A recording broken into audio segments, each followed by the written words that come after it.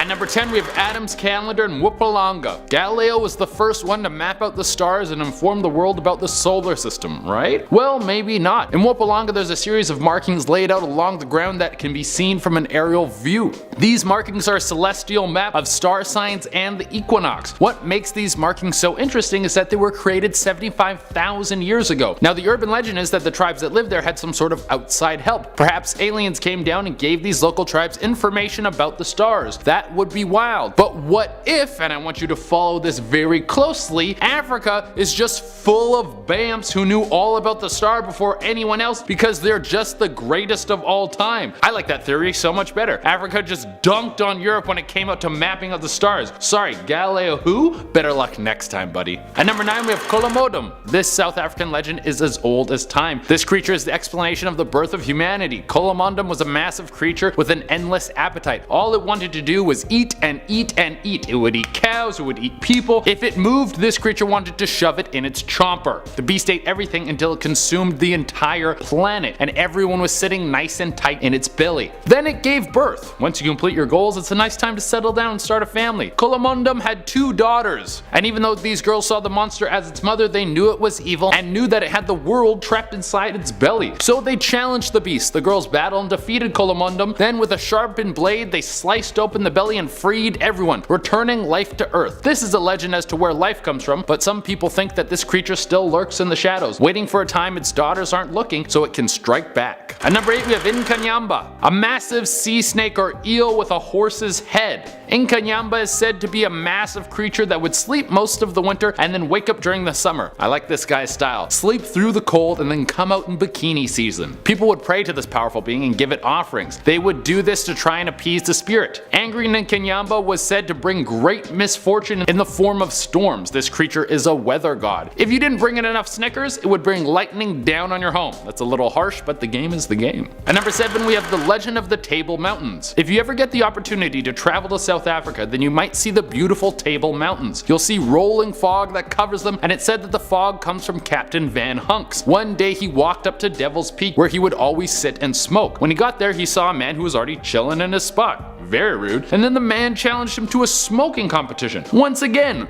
rude. I came up here to chill. But Van Hunks was like, whatever, I'll take you on. The two sat there all day and smoked. Van Hunks dunked on this guy. Turns out this guy was actually the devil, and he was super pissed that he just got outblazed by some dude that has Hunk in his name. So in a flash of light, the devil teleported them both to somewhere unknown. Now all that sits there is the cloud of smoke that they left behind. At number 6 we have witches. Witches are a real thing all over Africa, and they aren't a group of ladies that dye their hair black and burn some incense. No, they are extremely dangerous. There was an epidemic throughout South Africa where witches were killing albinos because they thought they had magical powers inside of them and they wanted to consume their strength. How would they consume their hidden powers? Well, they would eat all of these albino people. Yeah, there were cannibal murderous witches running throughout South Africa that will kill you for ingredients to a potion. Ugh. The urban legend that goes along with this is that they actually have some sort of magical ability. These people aren't magical in any way, they are just psychopaths. They want to kill you, they can't heal you, they're just sort of insane. They think by taking some of your body parts, they can have some sort of magical or supernatural power or something like that. Just avoid them. At number 5 we have the Castle of Good Hope's Demon Dog. This is an old abandoned castle. It's quite run down and a little dangerous to walk through, but that doesn't stop it from being a major tourist attraction. Now, like most old rundown buildings, this place has a few tenants who never want to leave. One of them is the ghost of a large demonic dog. This beast has been seen walking around the building looking for people. People who actually enter the premise rarely see the hound, but a few people have said they've seen it run out of the darkness, leap out them, and then vanish. That's enough to make you poop in your favorite travel shorts. At number 4 we have the Jim Fuchs High School Phantom Girl. Man, going to a haunted school would suck. You're trying to learn stuff and then you keep seeing a headless woman walk around in front of the projector. Like, dude, this is distracting. Well, the Jim Fuchs High School was a pretty peaceful place, ghost free,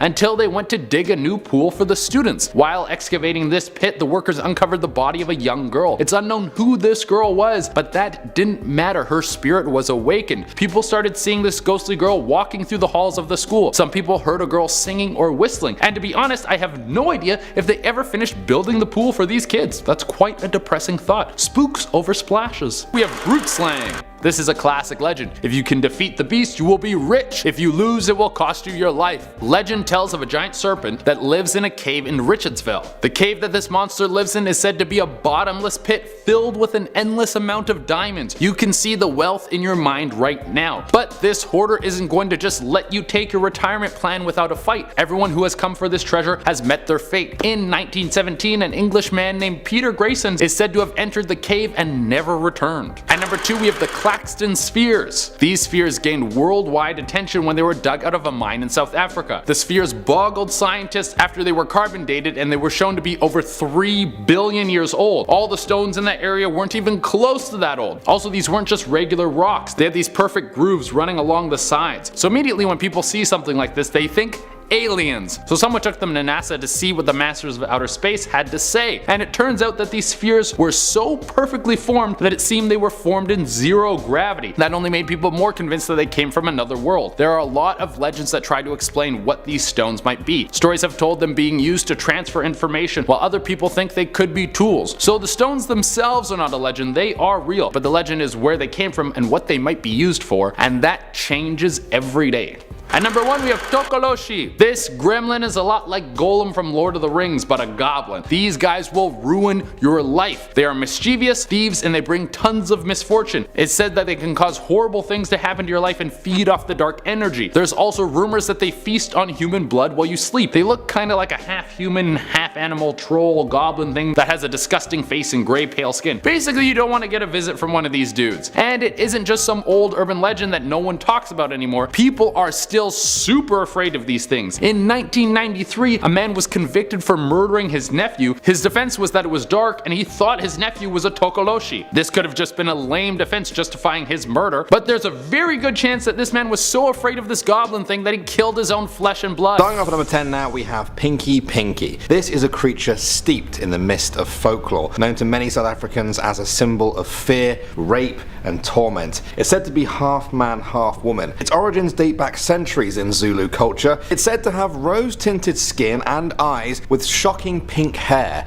It's said to prey on adolescent girls, especially ones wearing pink, both in real life and in their nightmares. People say it tries to corner a girl and then speaks to her in a musical woman's voice and asks if the girl will play or be friends with Pinky Pinky. Some parts of South Africa are dismissive of this, but authorities do take reports of the creature seriously. Headmasters have even closed down schools in the past to protect their pupils from the so-called myth. Police investigations are not uncommon when reports of the Pinky Pinky come in. Perhaps real rapists and murderers have contributed to the spread of this myth, but many locals will tell you there's no smoke without fire, and the Pinky Pinky really is out there. Next up at number 9 now, we have the Ghostly Horseman. In the Tokai forest lies the Tokai Manor. The story goes that in the mid-1800s it was owned by a man called Petrus Eckstein. He loved wild drunken parties, and for him, New Year's Eve was the greatest party of them all. One New Year's Eve, Petrus challenged his son Frederick in front of all of the guests. He made a bet that Frederick should ride his favourite horse up the steep steps of the manor and into the house. His son did this and all the guests cheered. As he went back down the stairs though, a slave rang the bell to signal midnight. The horse got spooked and tumbled down the steps, dragging Frederick to his death. This violent end is said to have bound Frederick's soul to the house, specifically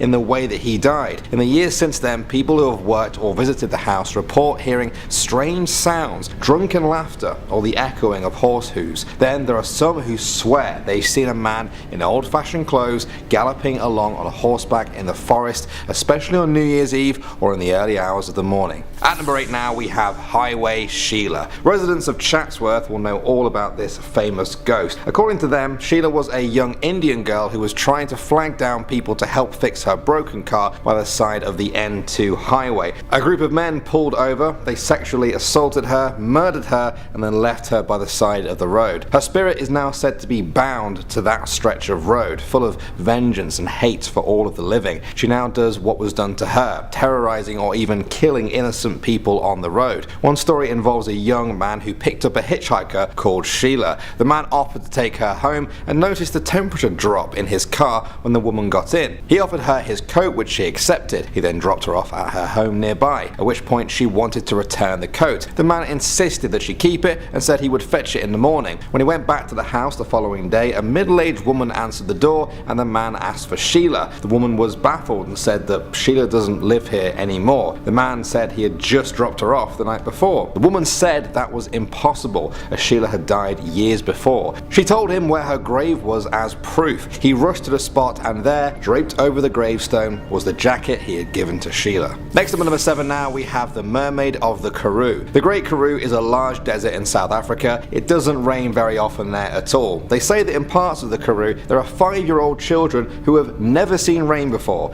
It didn't always used to be like this though. 250 million years ago the whole area was apparently sea. Today you can find fossilized shells in the desert as evidence. This seems to tie in with a local legend that deep below the ground, in water pools, in caves, there lies a mermaid. Legend says that she has lived there ever since a great flood washed her there from the sea many years ago. When the waters receded, she was trapped there. In local folklore, people have seen the mermaid for generations. She lures them in by promising their heart's desires before sending them to a watery grave. This urban legend picked up pace when people pointed out that the ancient sand rock paintings in the driest part of Karoo Desert seem to depict mermaid-like creatures on the walls. Skeptics argue otherwise, but still, the legend of the Karoo mermaid has been around for a very long time now and may continue for just as long. Moving on to number 6 now, we have the anti-occult police. You've heard of normal police, traffic police and undercover police, but have you heard of anti-occult police? In the 1980s and early 1990s, South Africa saw the birth of a real police squad whose sole role it was to fight back against satanic crimes. The founder of the unit was a Dr. Cobus Jonker, also known as the Hound of God. He said that in the 90s he was investigating more than 250 cases a year and believed that there were thousands of Satanists active in South Africa. It was their job to make sure people who practiced Wicca were doing so without harming anyone else around them. There were documented cases of some traditional healers harvesting organs from people in the name of their belief or simply for money. They often believe the victim must be alive when the organs are harvested, and they will try to find the youngest and most innocent victims possible. The pain and hormones released is apparently what gives the organ its power. In 2006, the police unit was officially dissolved, although some people in South Africa feel they simply went underground to continue a very real fight against the occult.